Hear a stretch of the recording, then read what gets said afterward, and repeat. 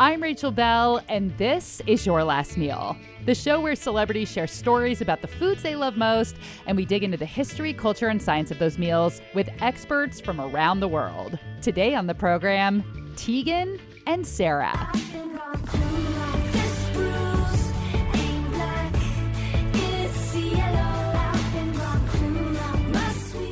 Tegan and Sara Quinn are identical twin sisters from Alberta, Canada, and Grammy-nominated bandmates who have been touring together since they graduated from high school back in 1998. Their 10th album, Crybaby, is out now, and they're on tour right now. Tegan and Sara also sang the theme for the Lego movie, Everything is Awesome. Tegan and Sara wrote a memoir called High School that was made into a TV show on Amazon Freevee last year, and their brand new book is a graphic novel called Junior High, a coming-of-age story based on their lives. I asked Tegan and Sara about their food memories from junior high, and then I asked you to send in stories about your food memories from junior high. And holy guacamole, no wonder all junior high kids are such jerks. Our bodies were running exclusively on French fries and instant ramen and ketchup and candy cigarettes, and Snapple was coursing through our veins. I'll play some of the messages I got from you, and we'll learn the history of the chicken nugget. All of that coming up later in the show. But first, my conversation with Tegan and Sara. You wrote a memoir called High School that was turned into a TV show where you talked about all kinds of things from that age, including coming out and starting your musical career. So now you have a new graphic novel that's called Junior High. Two-part question. What is this book about, and when is preschool coming out? That's amazing. We hadn't even thought about preschool, but what a great era to dive into next. Thank you for that. Our initial pitch was very much based on our actual junior high or middle grade experience. But our junior high experience, I think maybe was kind of unique in the sense that like we went to a junior high right next to a mall, and there was like gangs at our school and smoking. Oh. It was a harrowing experience, and it's not an exaggeration. So when I originally put together sort of like what a general idea for the graphic novel could be, our publishers were like, no. we don't want any of that. That was sort of where we sat down and started to formulate a plan of like, how do we write about our experience in junior high, 12 turning 13, and take the most sort of universal, quintessential, funny, mortifying, sweet, memorable moments from reality, move it up to modern times, and then ask ourselves big questions like, if we were 13 now, would we have come out sooner? Would we have played music sooner?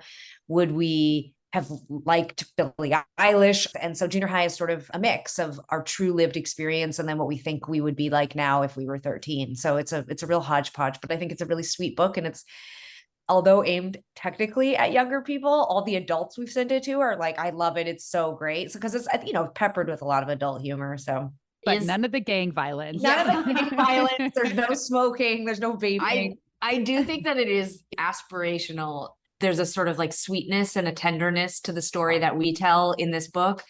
And we're doing it not because we want to convince anyone that our experience wasn't a little tougher than that. But I do think that there's this opportunity, to show people a version of childhood, and especially a complicated part of adolescence, that to have a kid coming out and have the parents respond the way that they do in this book. I mean, no shade on my parents for the way that they actually reacted when I came out, but this is a sort of a version of it that I think could have happened if we had been born 20 years later. They were doing the best they could in the 90s. It's a little bit like rewriting history, but tenderly. Well, your coming out story is a little interesting because I've heard you say that you come from a liberal family, that your mom, was a feminist and involved in social justice. But when it came to her own family, it was a little more complicated. Which I think is probably the case for most people. Like my mom really saw herself in a very specific way, and she really passed on those things to us. It was like anti-racism training in our house, like probably 20 years before people even, were talking about that on a sort of like universal scale. We talked about homophobia. We talked about sexism and misogyny, and we used that vocabulary in our house. When I started to realize that I was gay, I thought of gay people as being other, like not me, even though I was having sex with girls and I liked girls. I was like, those are those people and I am something different. And I think in some ways, that's how my mom felt. It was like, you have to be understanding and open-minded and there's nothing wrong with this. And then I came out and she was like, well, I'm very upset. and it's sort of like, wait, how? Why? I don't understand. Yeah. But that same complicated feeling that my mom had, I think a lot of queer people, we internalize that feeling ourselves too. I had a lot of internalized homophobia even after I'd come out, even after I'd started to be a public figure and would say all the time, like, there's nothing wrong with being gay. And then I'd have these little voices, sometimes saying things that I was like, oh my God, why am I so homophobic? I think you can be both things. You can be really liberal and open-minded, and then sometimes have these discordant feelings that you have to sort of figure out. Okay, rest of the interview, all food, all the time. Okay. So let's connect it to middle school and high school, because I feel like food, at least for me, was a big part of that, but it was all junk food. I remember in high school, kids selling Airheads at school. These were like the early entrepreneurs. I remember Pizza Hut being served at school and being like, sweet, because we are not allowed to eat this at home. And then in high school too, I mean, I lived on Taco Bell and I weighed like 4 pounds and it was amazing. What kind of food memories do you have from middle school and high school? I mean, vending machines in junior high was pretty next level. We had like a soda machine in the entrance that we would come into our junior high. In Canada, we had loonies, which is like $1 coin. And I would like look for 2 loonies to go to school with, because I would get a Coke on the way in the building and I would get a Coke on the way out of the building, which is not allowed in junior highs anymore. I don't think you're allowed to have soda, but that's why the 80s and 90s were better. But yeah, everything about junior high was like freedom. We suddenly were allowed to make choices about what we would eat at lunch and what we would eat for snacks without parent supervision in our cases. So it was like rooting through the house for, frozen food that was easy to microwave. At school, it was like always nachos and cheese and a Snapple, like just loading up, Snapple. just loading up on like sugar and sodium, and then, going to math class after lunch, Yeah, my strongest memories of the middle grade years is pizza pops, like frozen cordon bleus, Snapple, soda. We ate a lot of McDonald's. What's pizza pops? Pizza pops are like, I think you guys maybe call them pizza pockets. It's just like those micro, like kind of like buns that have like cheese, meat, and marinara sauce inside of them. It's like the second I say pizza pocket, all I think of is burned tongue. Because you pop them out of the microwave. Yes. It's like an explosion of hot boiling tomato sauce and cheese in your mouth.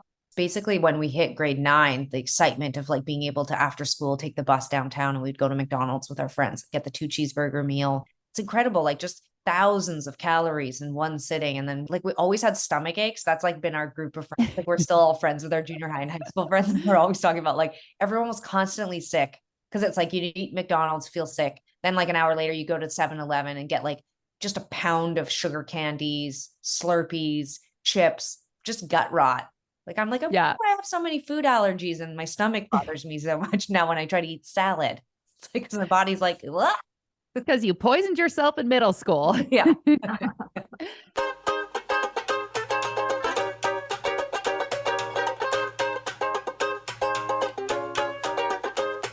Tegan and Sara weren't the only ones poisoning themselves with junk food.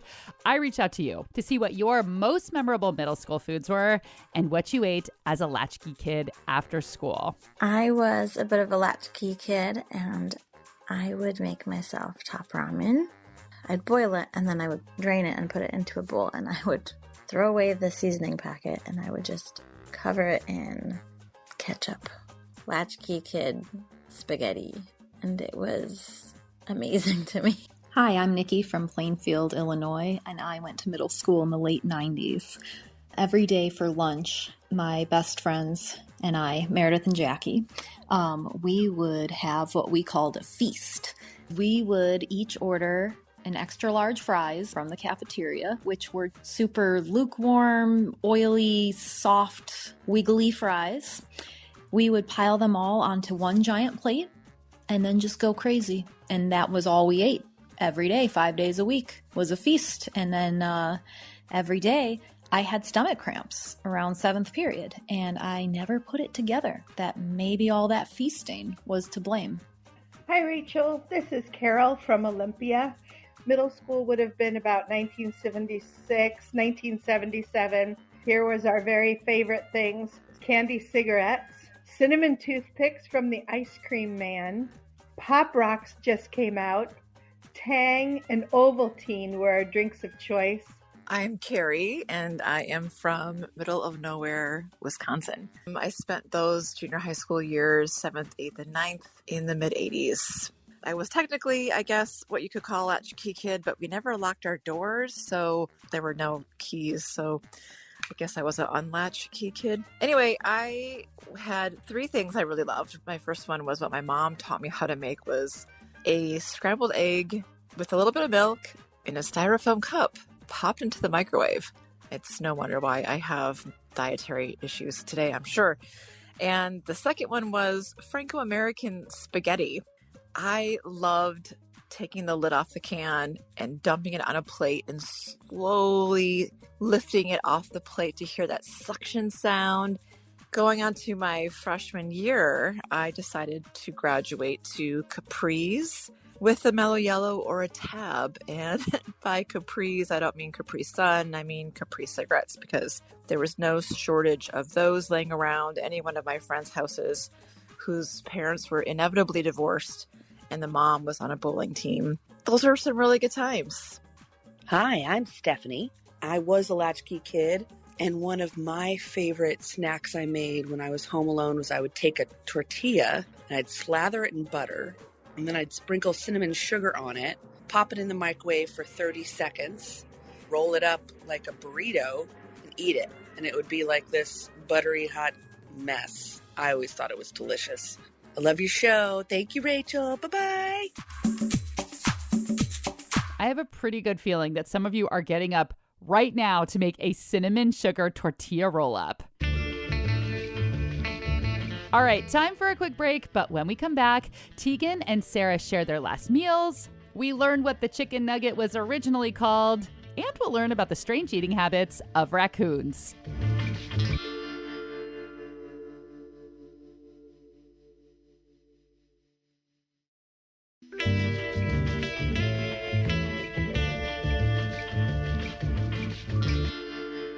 Let's talk about your last meals. Tegan, if you want to go first, what would your last meal be? Oh my gosh. I mean, this is something we did talk a lot about actually when we were in junior high and high school, where we would all lay in the camper or the tent at the end of the night. And we'd all talk about what we would eat if we could have anything. And I feel like last meal is that. And I do admit that it would probably be something disgusting, like some sort of fast food, like, cause it brings me such comfort. So I would probably just choose like McDonald's, which is just, it's awful. Like to think that my last meal would be like a Big Mac or a quarter pounder with cheese and fries. But like, I have so much memory of my family and friends and good times attached to it. So I'm a garbage person. I don't know what to tell you. What would be the whole picture? What would you order exactly? Who would be there? What would the memory be that you'd want to recreate? God, well, I was just about to say like, no, I would want to be alone because like how embarrassing that would be my last meal. But my go-to is like a quarter pounder with fries. And then if I'm really in a splurging mood, I'll order a 6-pack of chicken McNuggets with sweet and sour sauce on the side. And then of course, fountain soda is the best. So I would get Coke, lots of ice.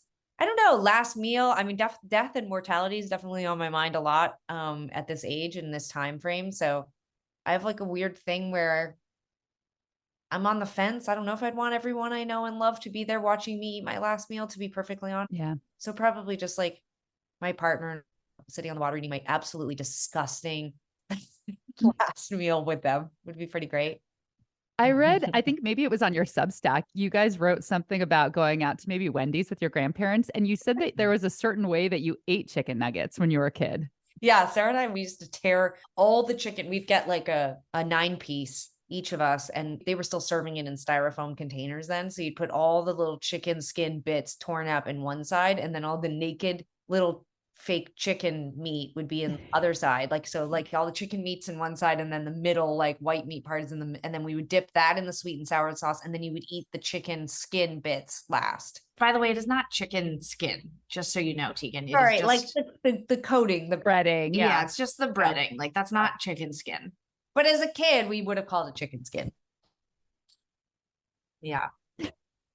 It's like maybe. I don't remember referring to it as chicken skin. It's like, I'm a contrarian. I must find fault in No, I just actually was curious if you actually thought it was chicken skin, because I just wanted to like correct, just make sure you know that it's just the breading. Yeah. Just so you know. Yeah.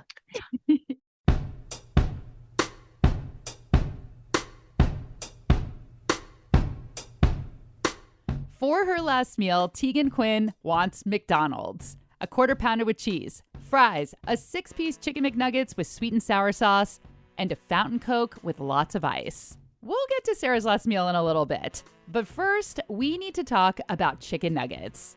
McDonald's may have popularized the chicken nugget, but they certainly didn't invent it. Chicken nuggets were created by Robert C. Baker, a member of the American Poultry Hall of Fame. He was a poultry scientist. He worked primarily at Cornell in upstate New York. That's Emmeline Rood, author of Tastes Like Chicken, a history of America's favorite bird. He basically saw chicken farmers in the 1930s, 1940s, 1950s when he was growing up, really struggling to make a profit. Farming was becoming increasingly difficult. The problem was that there was a lot of extra bits and bobs left out. So he figured if he made a product that could use these extra parts of the chicken that could help chicken farmers make more of a profit, that would benefit the entire chicken industry and there'd be less food waste. So he invented a whole bunch of chicken products, chicken hot dogs, chicken hamburgers, a bunch of gross, weird stuff that I'm sure no one wants to eat, chicken egg hybrid products that must not be spoken of. So I'm sorry I brought it up. Yeah, I mean, they're pretty grim. I can't actually remember the names of them, but the pictures are seared in my mind. But yeah, amongst the most famous was the chicken nugget. The original name was the chicken crispy.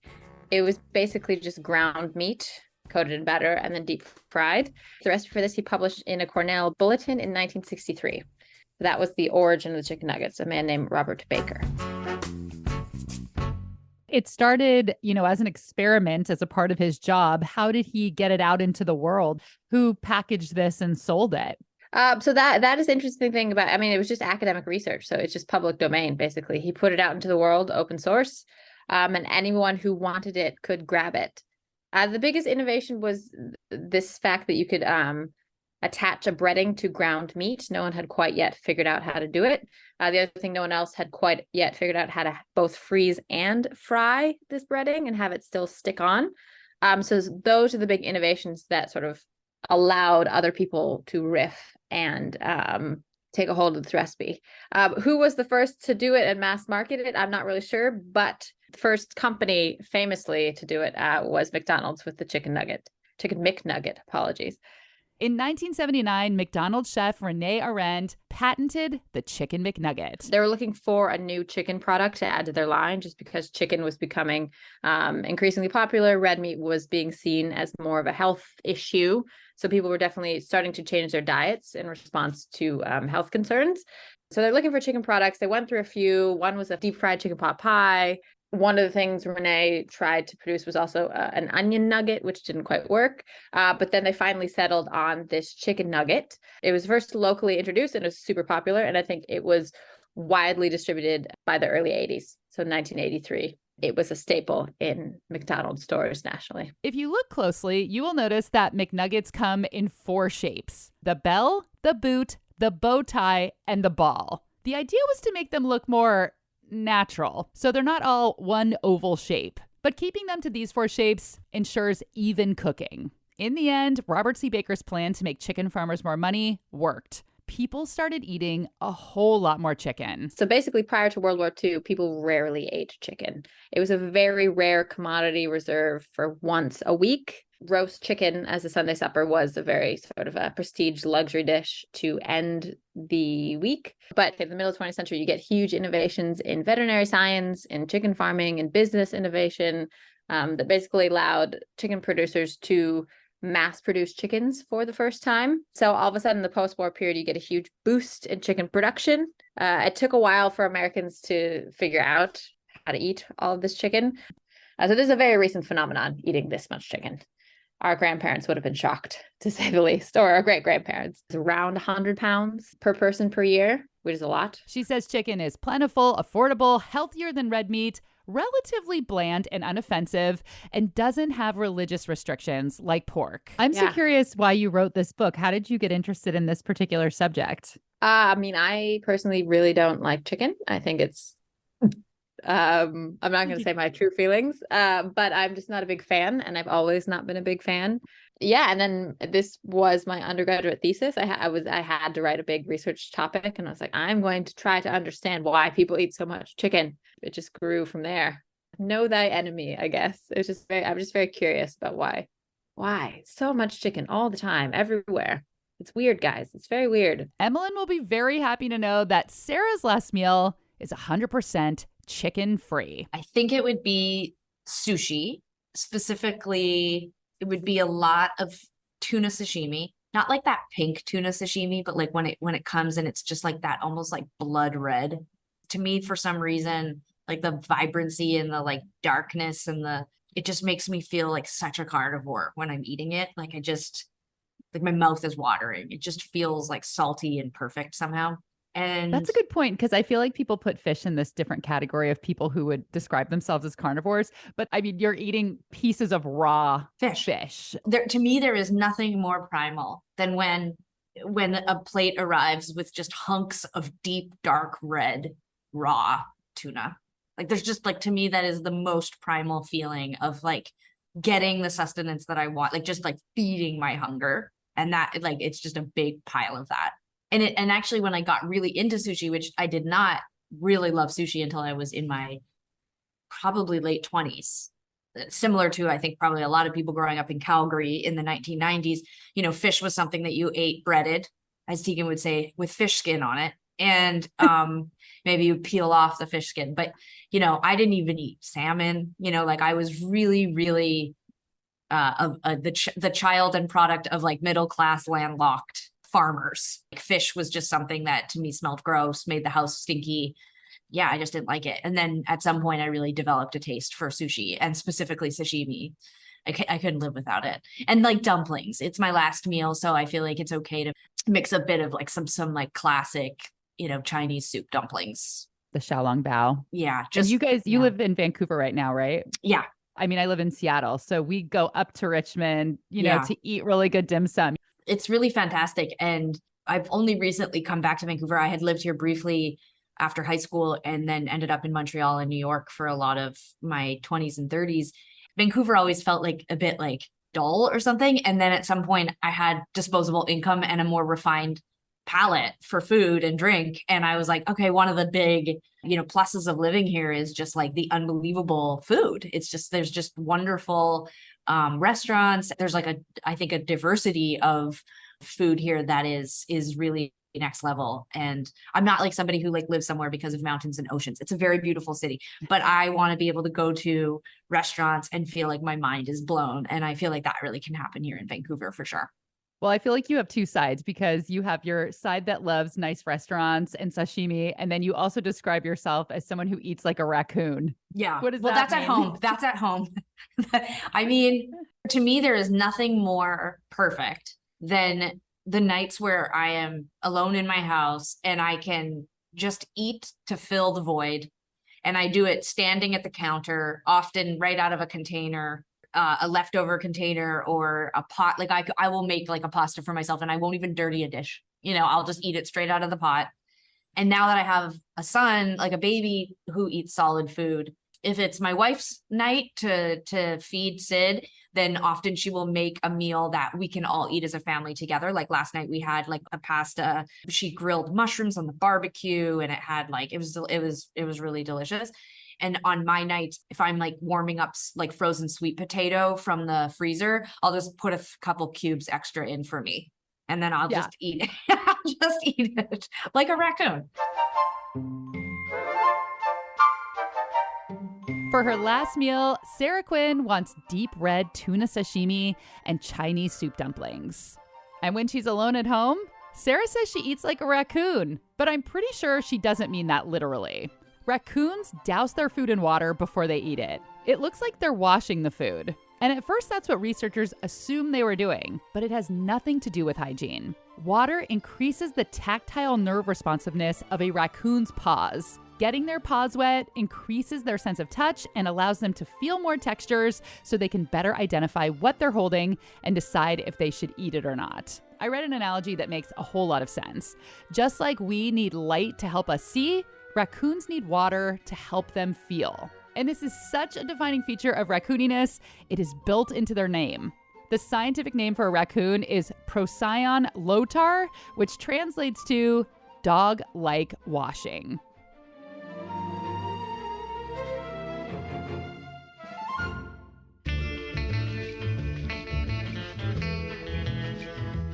This kind of raccoon trivia is what I talk about at parties. Invite me to your party and I will be sure to wash my chips and dip in your bird bath and tell you all about raccoons. I also have some really cool squirrel facts.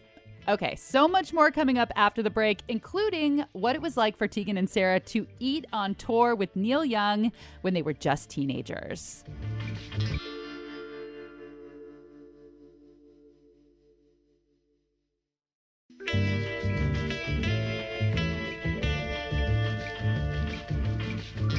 Tegan, you said that you remember the first thing that you ever cooked.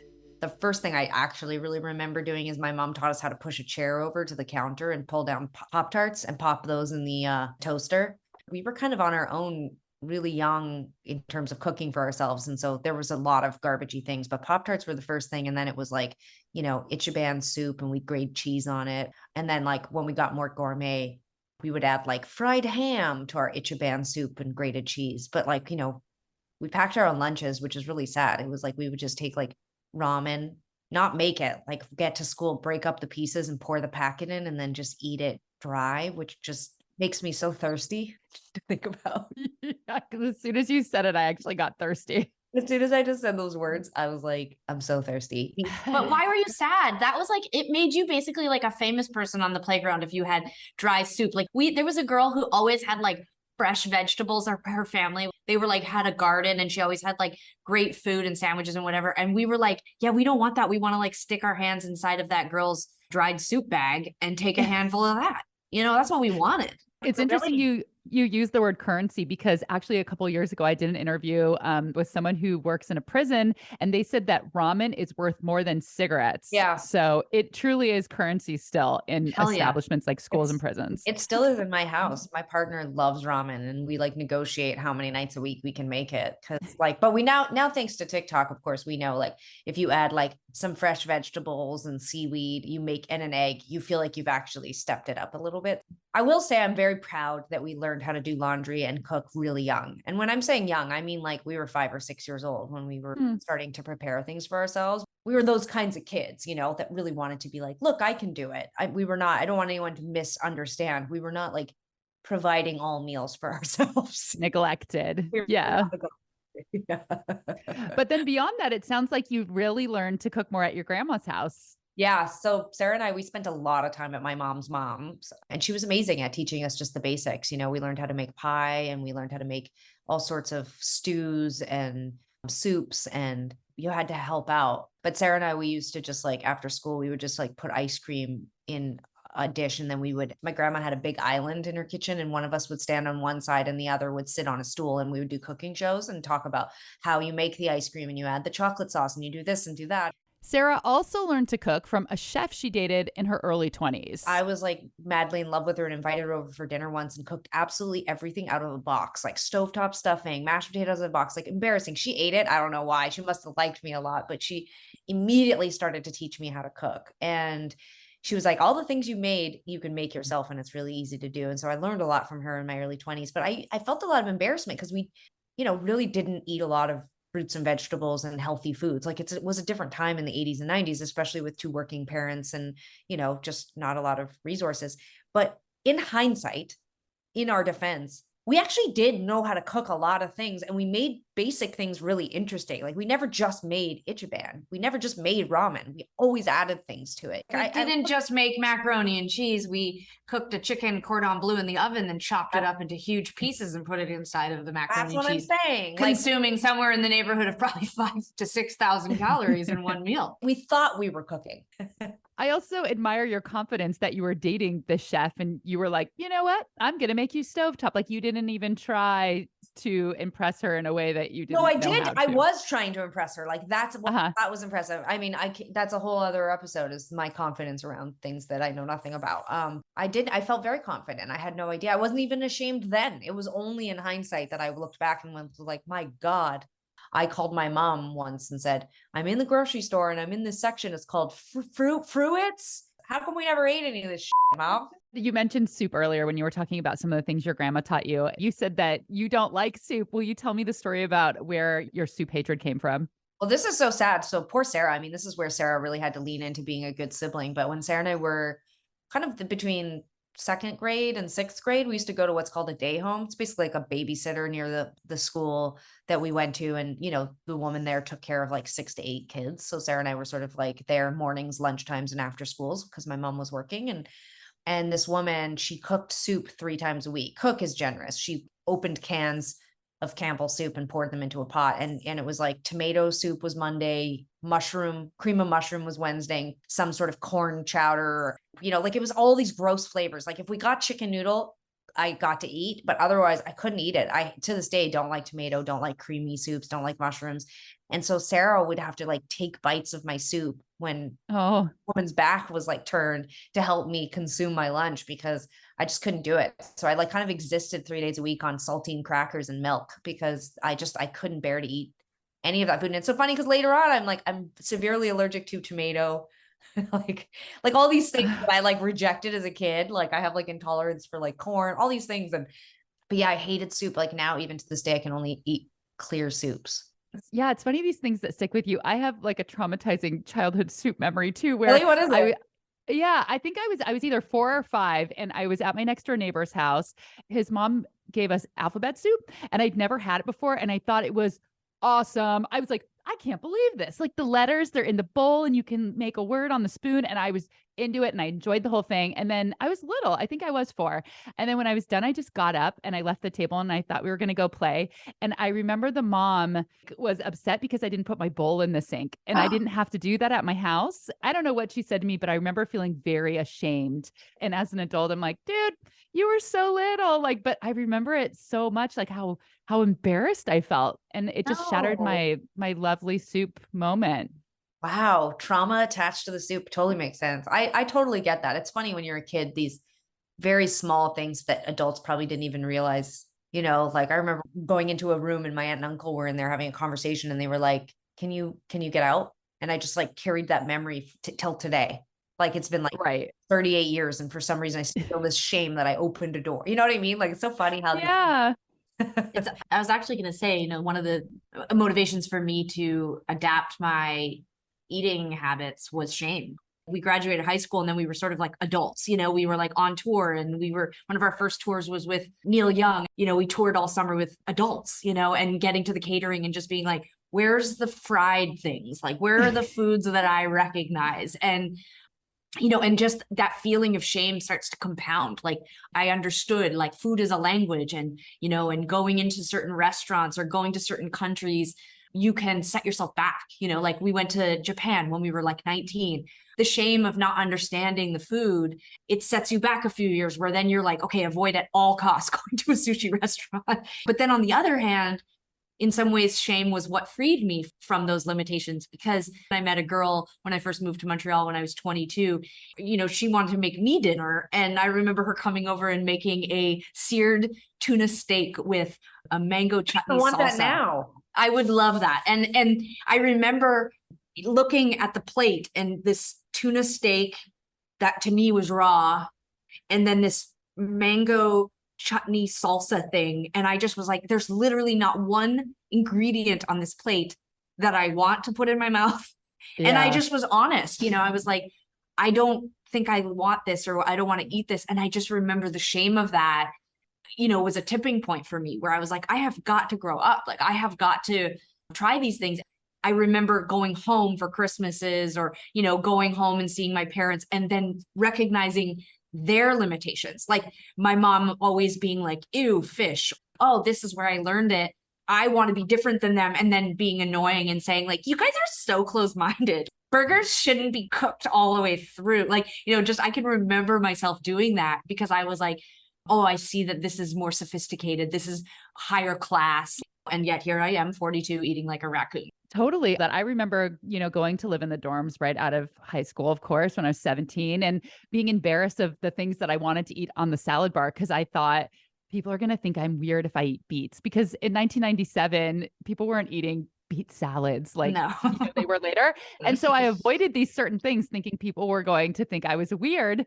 And then, it only took me like probably a couple weeks until I started eating, but you live in this little bubble of your family. I mean, I remember, going to a friend's house in elementary school and they prayed before they ate.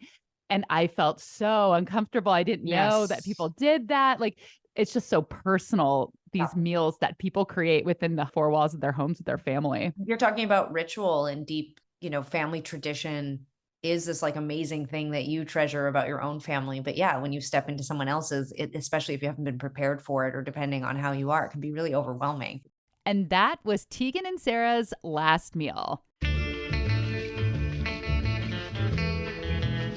Pick up Tegan and Sara's new graphic novel, their book Junior High. Make sure and grab their latest album, Crybaby, and get a ticket to see them live. They are on the road now, and they will be touring for the next several months. You can find a link in the show notes. It was so nice chatting with you, and I want to tell you, I've listened to interviews with the both of you for years, and I think you are honestly two of the best interviewees. You're such good storytellers. You're so smart. So nice. You're so well-spoken. And I was thinking this morning, now little kids, sometimes when they want something from their parents, they do these like PowerPoint presentations. I was thinking that you could be an example of why you don't have to go to university and you can still be extremely smart and articulate because you are. And I feel like a kid could be like, listen to them. I don't want to go to college either. People would always say that about Steve Jobs.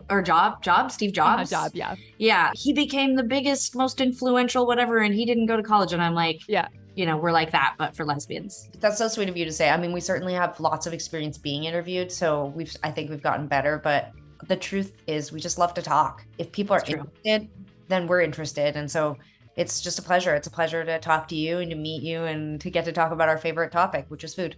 Thanks to Emmeline Rood, author of Tastes Like Chicken and editor of Eaten, a food history magazine. Thanks to all of you who sent in your ketchup-y, Capri smoke-stained junior high stories.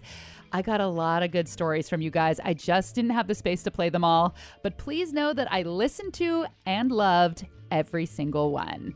If you want to be a part of a future show, make sure you're following along on Instagram. I'm at Hello Rachel Bell, Belle. That is where I always put the call out. And make sure you're subscribed to my newsletter, rachelbell.substack.com. Please leave a review on Apple Podcasts. And if you have a second right now, before you put your phone away, please leave a review on Apple Podcasts. It is a free but very meaningful way to support this independently owned and produced show. I'm Rachel Bell, and this is Your Last Meal.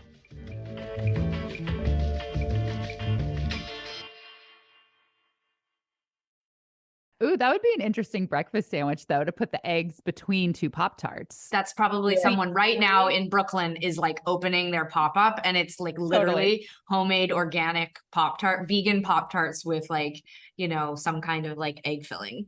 The pop-up is called Pop-Up because of the Pop-Tarts. Are we in business together? I think we are. Shake on it. Are we starting a business? I feel like I like this. I would love to start a Pop-Tart egg sandwich business with you. Oh my God. Wow. We might be onto something. I don't want anyone to see what I was doing before this came on, which for me was putting my cat in the dryer because that's where she likes to go. And she cries in front of us until she gets lifted in. Wow. Absolutely amazing. Memorable middle school and latchkey kids and latchkey kid. Oh my God, that is impossible to say. And latchkey